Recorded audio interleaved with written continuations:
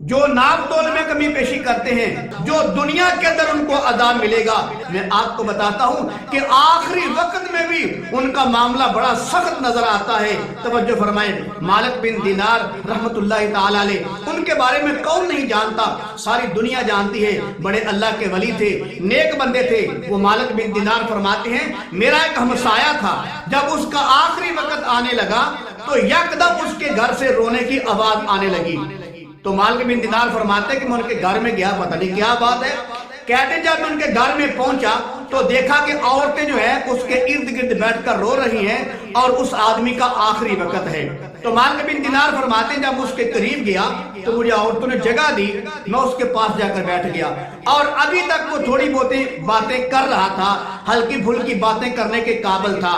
تو مالک بن دینار فرماتے ہیں کہ جب میں اس کے پاس جا کر بیٹھ گیا، اس آدمی نے مجھے کہا کہ حضرت صاحب میری آنکھوں کے سامنے آگ کے 2 پہاڑ ہیں، میری آنکھوں کے سامنے آگ کے 2 پہاڑ ہیں، اور میں ان آگ کے پہاڑوں پر چڑھنے کی کوشش کر رہا ہوں۔ مالک بن دینار فرماتے ہیں میں نے ان کے گھر والوں سے پوچھا کہ اس کا کیا عمل تھا، تو مجھے پتا چلا یہ تجارت کا کام کرتا تھا، اور مجھے پتا چلا کہ یہ ناپ تول میں کمی پیشی کرتا تھا۔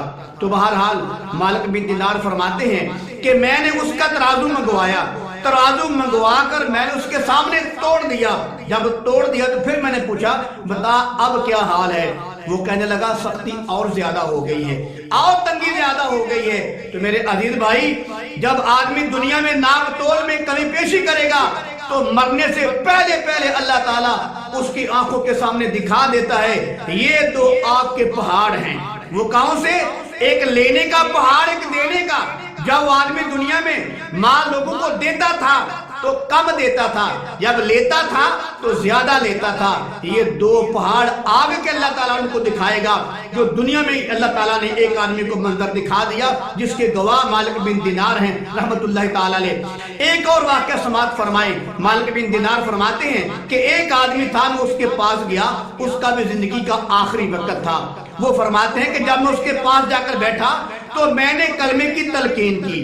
جیسے لوگ کلمہ پڑھتے ہیں تو اگلا آدمی سن کے کلمہ پڑھ لیتا ہے، تو کلمے کی تلقین کرنی چاہیے۔ تو مالک بن دینار فرماتے ہیں کہ اس آدمی کے پاس جا کر میں جب بیٹھا، جب میں نے کلمے کی اس کو تلقین کی تو وہ آدمی کہنے لگا حضرت صاحب میری زبان کے اوپر کانٹا ہے، وہ جو ترازو تھا میرا اس کا کانٹا میری زبان کے اوپر لگا ہوا ہے، اور اس کی وجہ سے میں کلمہ نہیں پڑھ سکتا۔